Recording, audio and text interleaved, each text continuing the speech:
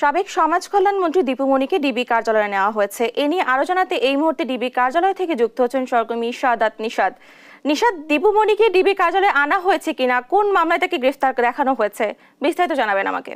জি, যেমনটি বলছেন আপনি, আসলে আমরা এই মুহূর্তে আছি বর্তমানে ডিবি কার্যালয়ের সামনে।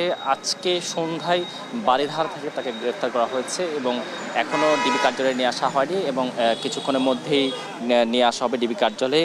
সাবেক সমাজ কল্যাণমন্ত্রী দীপু মনি, তার যে নির্বাচনী এলাকা চাঁদপুর, সেই চাঁদপুরে সেখানে একটি মামলা দেখানো হয়েছে এবং সে মামলায় মূলত তাকে গ্রেফতার করা হয়েছে। এবং আমি যদি একটু জানিয়ে রাখি, চাঁদপুর জেলা বিএনপির সভাপতি শেখ ফরিদ আহমেদ মানিকের বাড়িতে হামলা হয়েছে এবং সে হামলায় অগ্নিসংযোগের ঘটনায় ডাক্তার দীপু মনিকে আসামি করা হয় এবং তার বড় ভাই, একই সাথে আওয়ামী লীগের 5 শতাধিক নেতার নামে কিন্তু যে মামলা করা হয়েছে এবং সেই সাথে সেই মামলায় কিন্তু তাকে গ্রেফতার করা হয়েছে। এবং সেই সাথে যদি আমরা একটু জানিয়ে রাখি, গত 18 জুলাই সন্ধ্যা 7টায় শত শত আওয়ামী লীগ নেতাকর্মী দেশীয় অস্ত্রশস্ত্র শেখ ফরিদ আহমেদ মানিক মনিরা ভবনে হামলা চালায়, অর্থাৎ যেগুলো চাঁদপুরের ঘটনা মূলত, অর্থাৎ তাকে যে গ্রেপ্তার করা হয়েছে সেই ঘটনা প্রেক্ষিতে, চাঁদপুরের মামলাগুলোর প্রেক্ষিতে কিন্তু তাকে গ্রেপ্তার দেখানো হয়েছে। এবং একই সাথে যদি জানিয়ে রাখি, তাকে কিন্তু এখন পর্যন্ত ডিবি কার্যালয় থেকে আমরা যে তথ্য পেয়েছি, তাকে ডিবি কার্যালয়ে এখনও আনা হয়নি এবং কিছুক্ষণের মধ্যে তাকে ডিবি কার্যালয়ে নিয়ে আসা হবে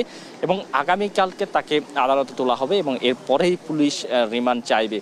অর্থাৎ যেহেতু তাকে চাঁদপুরের যেহেতু মামলা, সেক্ষেত্রে আমরা যতটুকু জেনেছি ডিবির হাতে মূলত তাকে গ্রেপ্তার করা হয়েছে এবং বর্তমানে বারিধারার একটি বাসায় তিনি আত্মগোপনে ছিলেন এবং সেই আত্মগোপনে থাকার কারণে গোপন সংবাদের ভিত্তিতে ডিবি সেখানে বারিধারায় যায় এবং সন্ধ্যা নাগাদ তাকে সেখানে তল্লাশি করে বের করা এবং তাকে গ্রেপ্তার করা হয়। দীপু মনি আগে আওয়ামী লীগ সরকারের ক্ষমতার সময় তিনি শিক্ষামন্ত্রী ছিলেন, পরবর্তীতে তাকে সমাজ কল্যাণ মন্ত্রী করা হয় এবং একই সাথে যে বৈষম্য বিরোধী ছাত্র আন্দোলনের যে ঘটনা ঘটেছে, সেখানে কিন্তু বেশ কিছু শিক্ষার্থী নিহতের ঘটনাও ঘটেছে।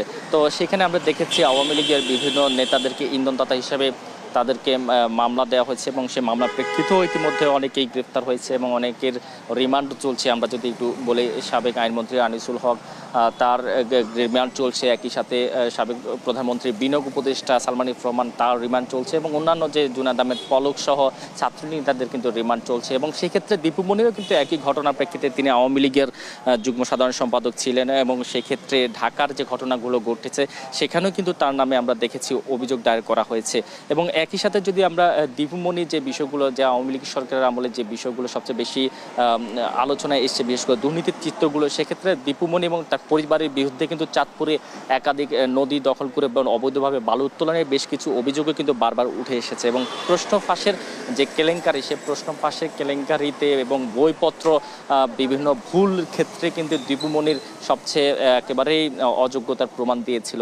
তাই আসলে সেই প্রেক্ষিতগুলোতে তখনকার সময়ে কিন্তু ব্যাপক আন্দোলন হয়েছিল এবং সেই ক্ষেত্রে আমরা দেখেছি তখনও অনেক আলোচনার ইস্যু ছিল। এবং বর্তমান যে সময় চলছে, আওয়ামী লীগের সরকারের যে সময়কার প্রধানমন্ত্রী ছিল শেখ হাসিনা, তিনি যখন দেশ ত্যাগ করে পালিয়ে যান, তখন কিন্তু আওয়ামী লীগের অসংখ্য নেতা কিন্তু তারা পলাতক রয়েছে এবং শুধু তাই নয়, বিভিন্ন এমপি মন্ত্রীরাও কিন্তু পলাতক রয়েছে। বিশেষ করে তাদের সময়কার তারা যে অনিয়ম দুর্নীতি করেছিল, সে বিষয়গুলো যখন এখন একের পর এক সামনে আসতে শুরু করেছে, সেক্ষেত্রে তারা কিন্তু নিজেদের আত্মগোপনে নিয়ে গেছে।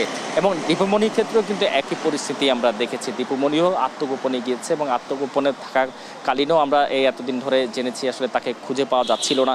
এবং পরবর্তীতে চাঁদপুরের যে মামলা, শুধু একটি মামলা না, যে বিএনপি নেতা, চাঁদপুর জেলা বিএনপির সভাপতির বাসভবনে হামলার ঘটনায় শুধু তার নামে মামলা হয়নি, সেখানে আমরা চাঁদপুরের যে ঘটনাগুলো, সেখানেও বৈষম্য বিরোধী ছাত্র আন্দোলনে অগ্নিসংযোগের ঘটনা ঘটছে এবং হামলার ঘটনা ঘটেছে। তো সেই বিষয়গুলোতে দীপু মনির পরিবারের ইন্ধন ছিল এবং তার পরিবারের নেতৃত্বে মূলত হামলাগুলো হয়েছে বলে অভিযোগ এসছে এবং সেক্ষেত্রে কিন্তু বেশ কয়েকটা মামলাও হয়েছে চাঁদপুরে এবং সে মামলাগুলোর প্রেক্ষিতেই তাকে গ্রেপ্তার দেখানো হয়েছে এবং ডিবি কার্যালয়ে কিছুক্ষণের মধ্যে তাকে নিয়ে আসা হবে, আমরা এমনটাই শুনেছি। আমরা এখানে অপেক্ষা করছি, যেহেতু সন্ধ্যায় গ্রেপ্তার হয়েছে, তো কিছুক্ষণের মধ্যে আনবে। এবং এই ডিবি কার্যালয়ে দীপু মনিকে আনাকে ঘিরে আমরা দেখেছি এখানে এখনও সেনাবাহিনীর যে তৎপরতা, সেই তৎপরতা রয়েছে, সেনাবাহিনীর উপস্থিতি এখানে রয়েছে এবং একই সাথে যে ডিবির যে অন্যান্য কর্মকর্তা রয়েছে, তারাও কিন্তু আইনশৃঙ্খলা বাহিনীর সদস্যরা এসছে। তো এখন পর্যন্ত আমরা অপেক্ষায় আছি, কিছুক্ষণের মধ্যে দীপু মনিকে ডিবি কার্যালয়ে নিয়ে আসা হবে এবং আগামীকালকে তাকে আদালতে তোলা হবে এবং সেখানে পুলিশ তার রিমান্ড চাইবে এবং এই ঘটনাগুলোতে তার যে সম্পৃক্ততা, তার সাথে আরও কারা কারা সম্পৃক্ত ছিল সেই বিষয়গুলোর জন্য জিজ্ঞাসাবাদ করা হবে। তো নানা, এই ছিল ডিবি কার্যালয়ের সামনে থেকে আমার কাছে থাকা সবশেষ খবর।